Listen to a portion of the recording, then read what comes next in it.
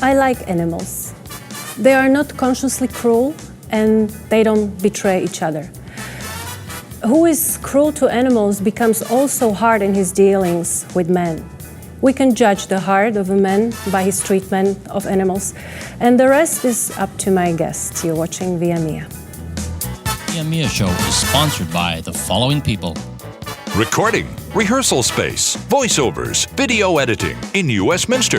For more information, fiascobros.com. Cuts and colors in Uptown Westminster. We welcome our stylist George of Salon Caliente. For appointment, call 604-544-5104. Private investigations, security and alarm systems since 1972. For more information, call 604-251-2121. Makeup services for television, movie, and photo shoots. For more information, visit victoriawan.com.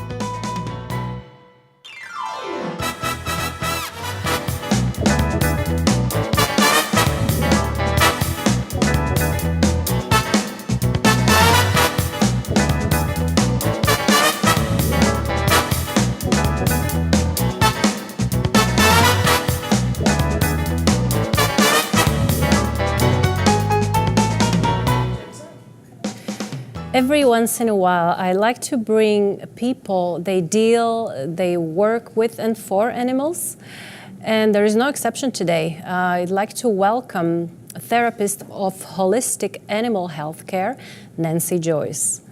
Welcome, Nancy. Do you know that you are one of a kind when it comes to people working with animals? I've never had anybody who is leaning towards the natural way when it comes to animals. A lot of us people are aware what we are eating and we try to improve our lifestyle. Why not to do that with our pets, right? Right. So the question number one would be, where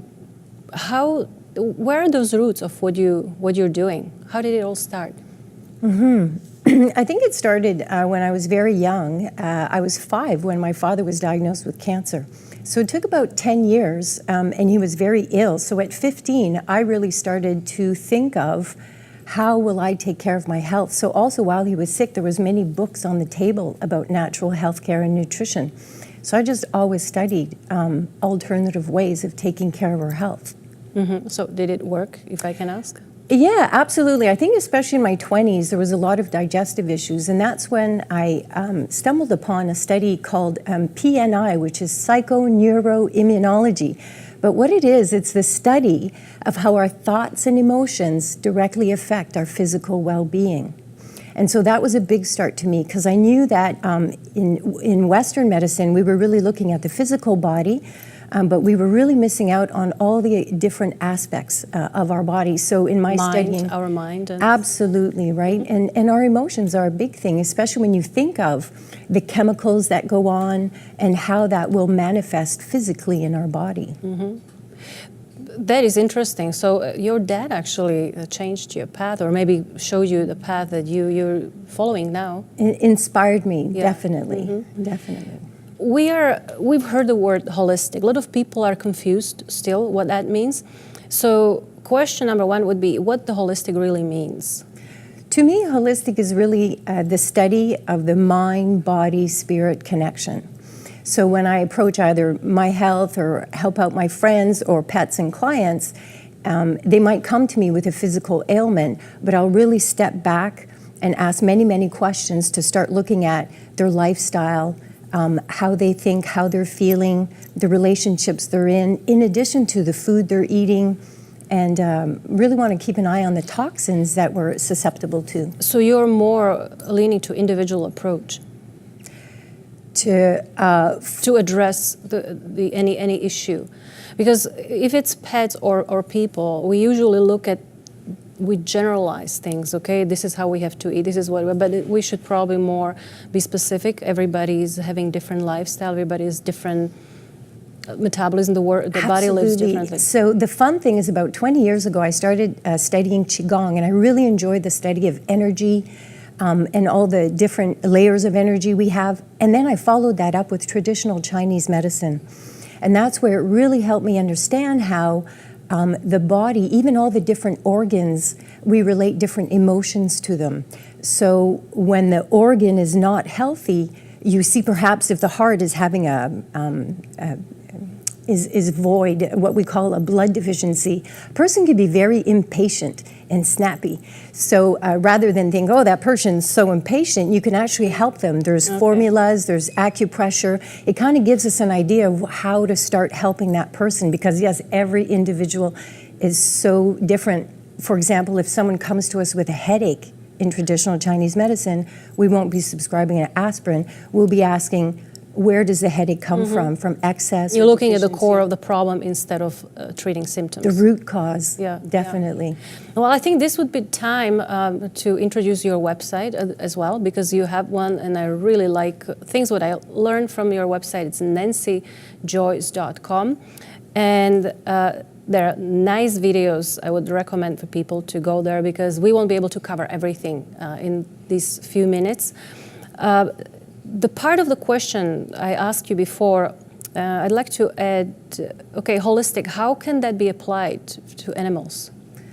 Wow, in so many ways. So, for example, I had a friend I've known forever email me from Ontario, and her little Jack Russell was having very severe allergies, scratching to the point of bleeding. So when she asked me, she said he went into the water last fall. He must have got a little bacteria. We brought him to the vet. They gave him a steroid. That didn't work. We brought him back to the vet, and they gave him, the Advantage and the chemicals they put on their back. So they gave him that chemical because the dog was scratching. So every month, she said, at the beginning of the month when we give the medicine, he stops scratching, but at the end, he starts scratching again. So we give him more medicine. So how I was able to explain that in holistic point of view is that the dog is desperately trying to purge himself of toxins. And so what happens is when we give that harsh chemical medicine, pharmaceutical, it suppresses his immune system. So yes, he stops scratching because immune system suppressed. So at the end of the month, when the medication's wearing off, he's starting to scratch.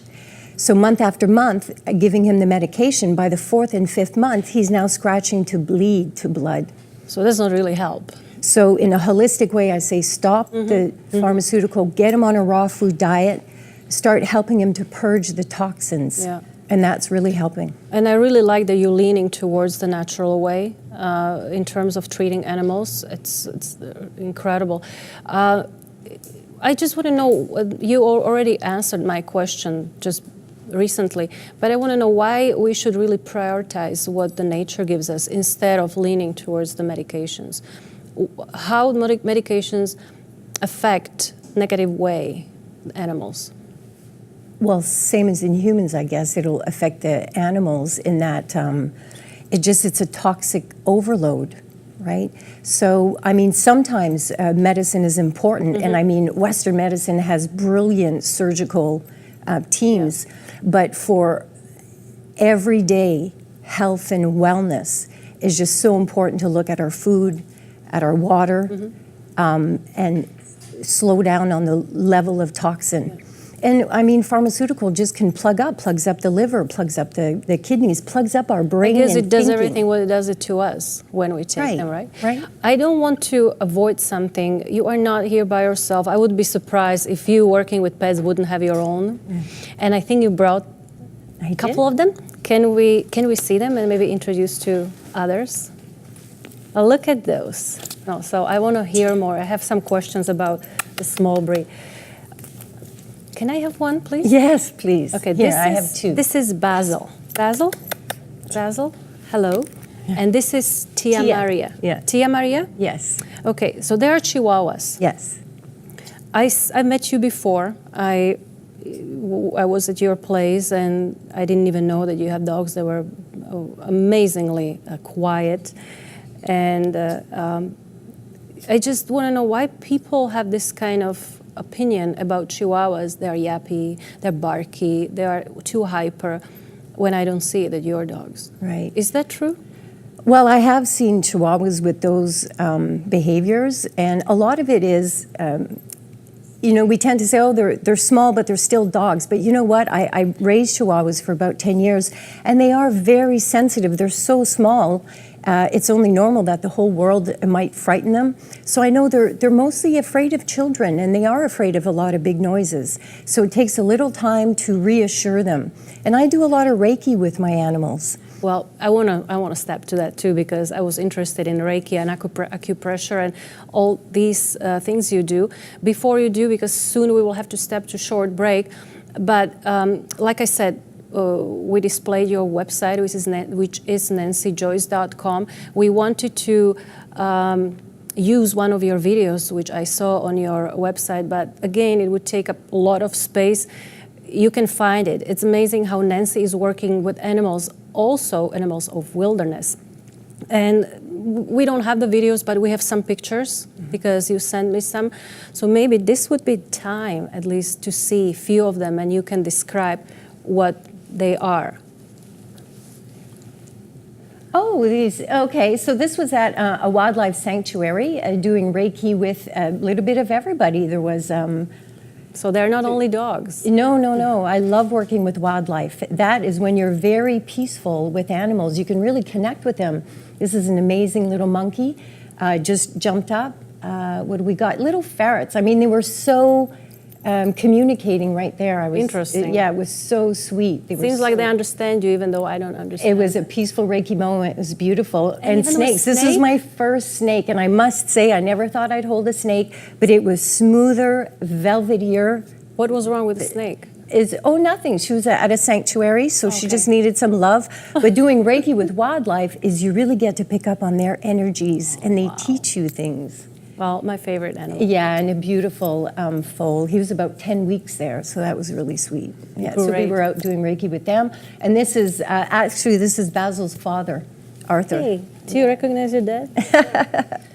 Okay, so not that I would like to interrupt you. We're going to have a short break, but I have tons of questions after that and something more to introduce, so stay with us. We'll see you in 1 minute or so.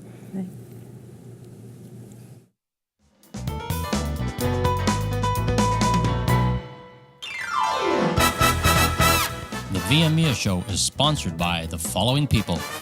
Recording, rehearsal space, voiceovers, video editing in Westminster. For more information, fiascobros.com.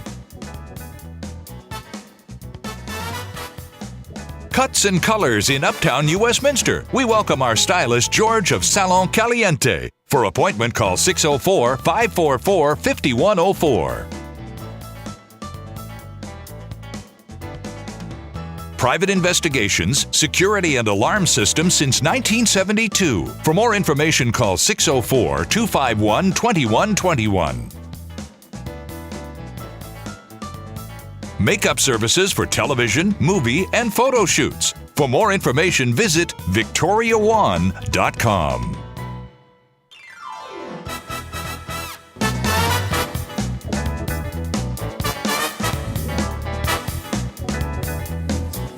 Okay, so my interesting topic today, animals, and I have Nancy Joyce, therapist of holistic animal health care, and two little babies of hers. This is Basil and Tia Maria. Amazing that I can see this breed, what everybody judges is very barky and hyper, not to obviously had a good owner.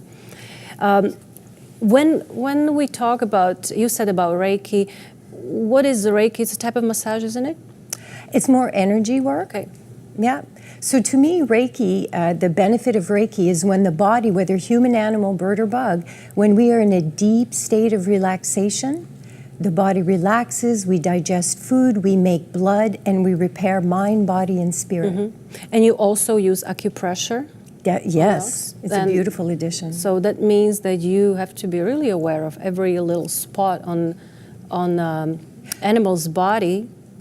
And that's the nice thing is once you start working with the animal energetically, you can feel into what is needed. But it takes some time to get to that spot to do acupressure for dogs, right? It can be the first session. The dog won't be able to let you that close. Depending on which animal. Okay. Yeah. So, yeah, again, on nancyjoyce.com, please go there. That website shows a lot of nice videos. I like that it was Reiki you were doing with that leopard. Was it leopard? A cougar named cougar. She. Yeah, Okay, well, yeah, beautiful. Yeah. So even though they're very upset, even at a distance, you can share Reiki, you can help them calm, you'll see them start grooming, and she actually just laid down in front of me. So the animals, they don't really understand our words. Not what words, they pick up on energy. but they'll pick up on your intentions, your thoughts, your feelings. Because I need to tell you, when my mom a long time ago visited me, she doesn't speak one word English, and I had a dog at the time, and of course she picked up on words like stay and lay down and all this, sit down. And when she came back home to Europe, she had the dog, and by mistake she was giving demands to her dog in English. And she told me, when we talk on the phone, she said, can you imagine, my dog understands English. He really sat down when I said sit. So it wasn't obviously the words, what the dog was responding to. Well, those commands, like these guys are French as well, right? And it's also your tone of voice, your body language. Yeah. So there's a lot of training you can do silently, even through animal communication, to come and be with you, walk them off leash. Interesting. So they are that perceptive when it comes to the energy. Absolutely. I understand that you're dealing more with the emotional issues. A lot of, like, with dogs, when people tell you, I don't know what kind of cases you have, what kind of sessions you do exactly, but if people have problem with their dog is barking too much, you hear all the time, barking too much, can we stop doing that? Is barking to a dog like talking to us? No, barking is often, they're trying to tell us something. There's either some anxiety, some fear, some issues, some boredom, frustrated. So instead of always telling a dog, stop, I actually invite the dog to tell me what's going on. Don't bark at me, but just let's share what's going on. And often I'll pick up on things, maybe they needed an extra walk, they're missing their friend, or they, whatever's going on. And then through peace, you help the animal understand you can be peaceful now. So instead of reacting and barking at the doorbell, I like teaching them through self-realization instead of telling them what to do. Yeah. You help them. I think it's really bad when we hear people screaming and stop barking. Don't do that, and it probably doesn't go anywhere, does it? No. So these are the things we're talking about, more inner issues. What about if a dog has an injury? Is it after injury, a treatment, or any ideas or any help that can come? Yeah, so there's sort of two areas. The emotional behavioral issues is a big thing, and the other one is chronic and recurring illness. So if it's when you keep going back to the vet, sometimes it's nice to look at it from a different point of view. I don't know where Basil decided to go, but he may not like He may go to the bed now. Okay, he says it's time for sleep. I think it's time, because there is a time for me to introduce somebody else. I know a dog, his name is Blitz, for 5 years, and he had a bad injury, and I'd like to bring him in on a stage, if you don't mind. If we can do that, I'm going to ask my friend Len to help him, because you'll see him, the way he walks. Yes, this way, Blitz. We know each other, Blitz. Yes, good boy. See, if you see how he's walking, good boy, good boy. Okay, you can sit there. You can sit now. So if you see his back legs, a problem. I'll tell you a little bit. He had injuries. 5 years ago. He fell on his tail end here. Tail end there, if that's how you call it. Yes. He was taking, of course, for example, lay down, Blitz, down. And there was good boy, Blitz. Maybe he doesn't want to be around. Small in here. Good. So there was no broken bone or vertebrae found. There was nothing of that kind. But the spinal cord was pinched, and a lot of swelling was there that cut off the communication in spine. It never really recuperate for 100%. His walk was never the way it used to be. Actually, in the last 2-3 months, I'm noticing it's worse than it was before. Like you saw, Len had to help him. But when he wants to go up, he needs a little push. When he wants to jump in the car, he can't jump anymore or walk upstairs. The scan Again, didn't show anything except swelling, swollen area, so no other additional treatment or surgery was planned. I know you recommended X-ray, that you would be able to say more. His owner wanted to take him, but due to his age, he's 13, he would have to be put under anesthetics, and the owner didn't want to proceed, and I don't blame him. Right. So I know you're dealing more to inner and emotional and mind kind of issues with the dog, which this one doesn't have. There's one happy dog.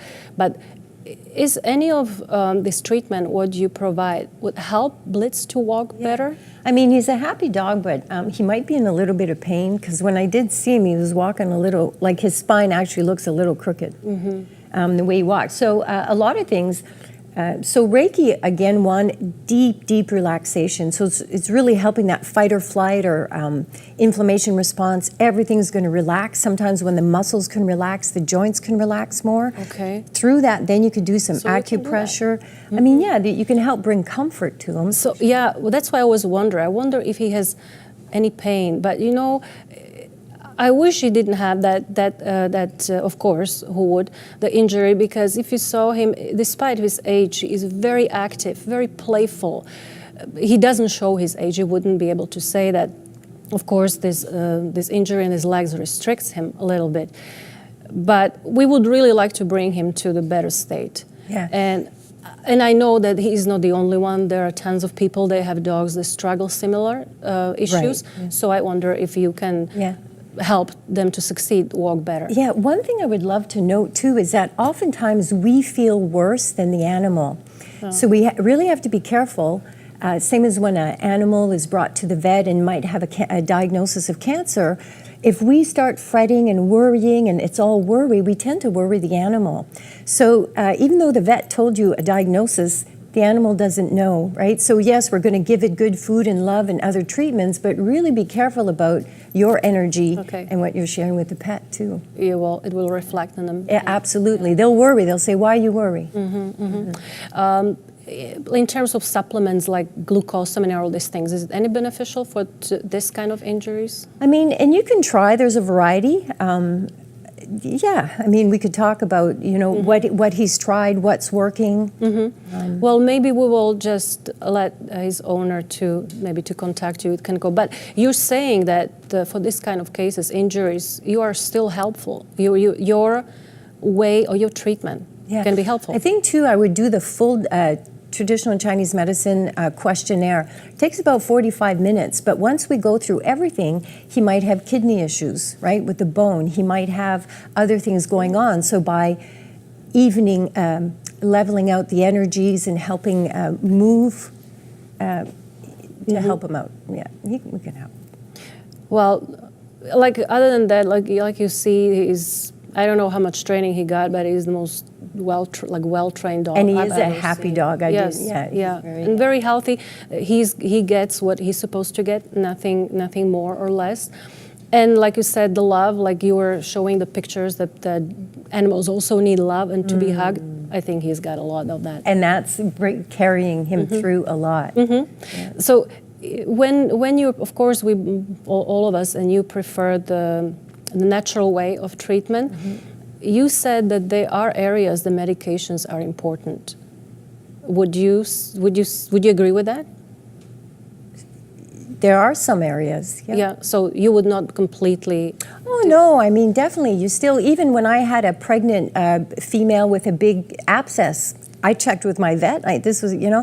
But again, the recommendation she gave me was not safe on pregnant animals. Oh. And that's when I took it the next step and offered something else to my dog that worked really well, actually. There's a blog on my site.